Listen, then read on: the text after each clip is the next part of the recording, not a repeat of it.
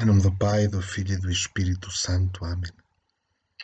Vindo Espírito Santo, vindo através da poderosa intercessão do Imaculado Coração de Maria, vossa amadíssima esposa, rezamos à Mãe do Céu, pedindo a intercessão dos pastorinhos. Ave Maria, cheia de graça, o Senhor é convosco.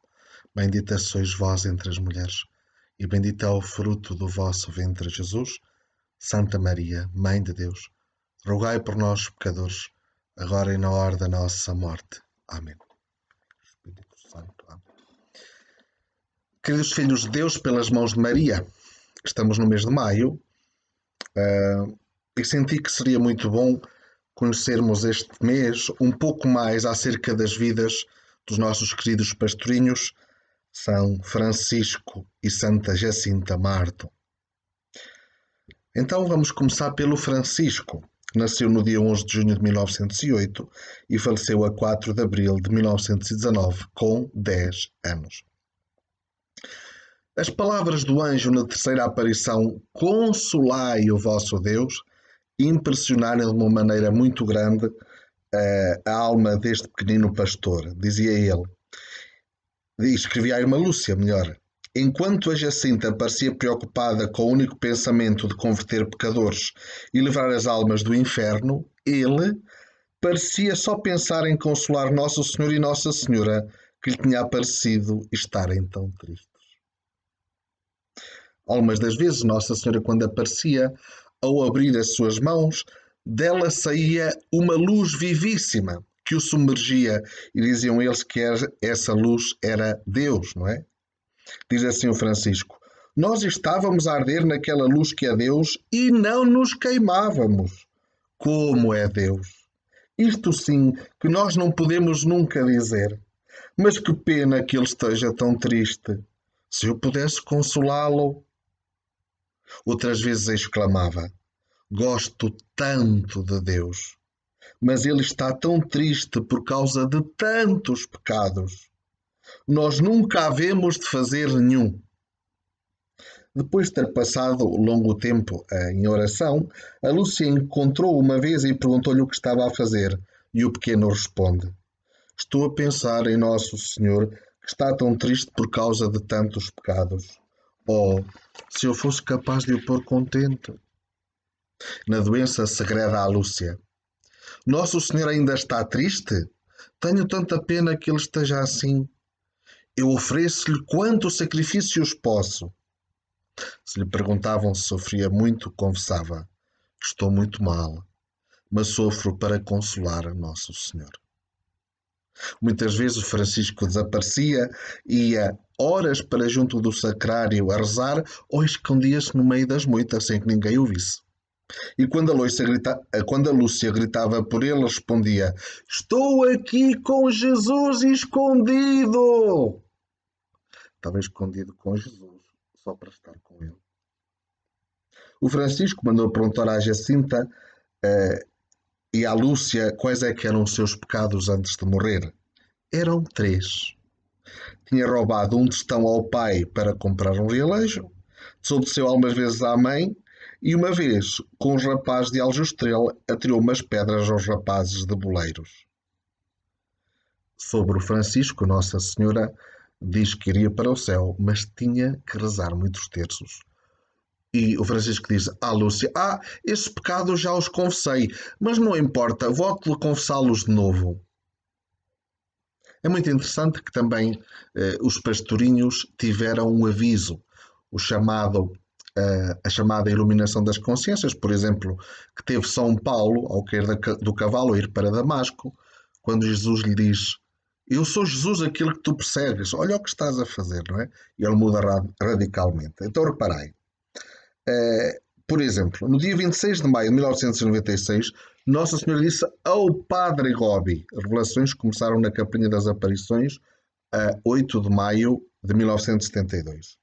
Línguas de fogo miraculosas e espirituais purificarão os corações e as almas de todos, que se hão de ver a si próprios na luz de Deus e serão trespassados pela espada cortante da sua verdade divina.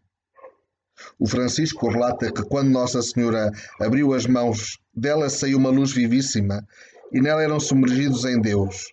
Nós estávamos a arder naquela luz que é Deus e não nos queimávamos.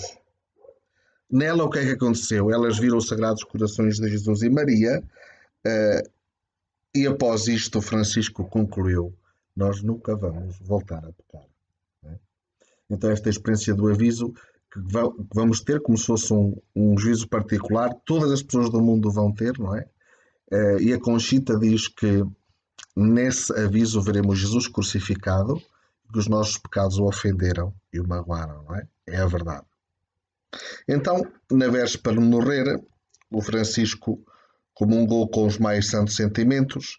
5 meses depois de contínuo sofrimento, na primeira sexta-feira, 4 de abril de 1919, às 10 horas da manhã, faleceu santamente o Consolador de Jesus.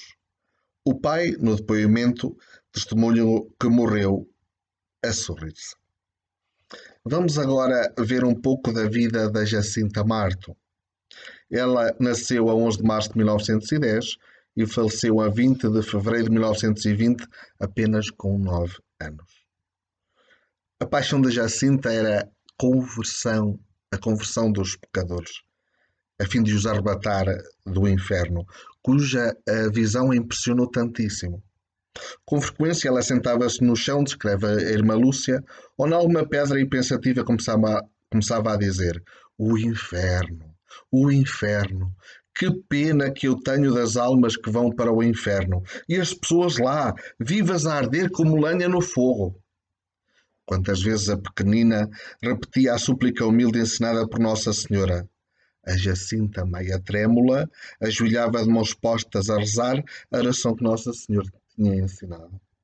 Ó meu Jesus, perdoai-nos e livrai-nos do fogo do inferno. Levai as almas todas para o céu, e especialmente as que mais precisarem. E permanecia assim durante grandes espaços de tempo, de joelhos, repetindo a mesma oração. De vez em quando chamava pela Lúcia ou pelo irmão, como que acordando de um sonho. Francisco, Lúcia, vocês estão a rezar comigo? É preciso rezar muito para livrar as almas do inferno. Vão para lá tantas. Outras vezes perguntava: por que é que Nossa Senhora não mostra o inferno aos pecadores? Se eles o vissem, já não pecavam para não irem para lá. Hás de dizer àquela senhora que mostra o inferno a toda aquela gente, que é a cova da Iria. Verás como se convertem. Que pena eu tenho dos pecadores. Se eu pudesse mostrar-lhes o inferno. Outras vezes, depois de estar a pensar, dizia: tanta gente a cair no inferno. Tanta gente a arder no inferno.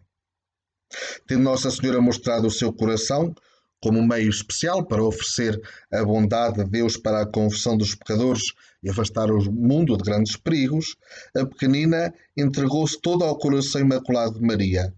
Com tocante simplicidade exclamava: gosto tanto do coração de Maria, é tão bom. É o coração da nossa mãezinha do céu. Tenho tanta pena de não poder comungar em reparação dos pecados cometidos contra o imaculado coração de Maria. Ao despedir-se da Lúcia, fez estas recomendações que contém o mais íntimo da mensagem de Fátima. Já falta pouco para ir para o céu. Tu ficas cá para dizer que Deus quer estabelecer no mundo a devoção ao Imaculado Coração de Maria. Quando fores para dizer isso, não te escondas.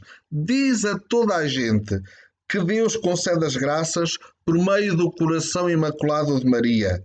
Que lhes peçam a ela que o coração de Jesus quer que a seu lado se venere o coração imaculado de Maria, que peçam a paz ao coração imaculado de Maria, que Deus lhe entregou a ela.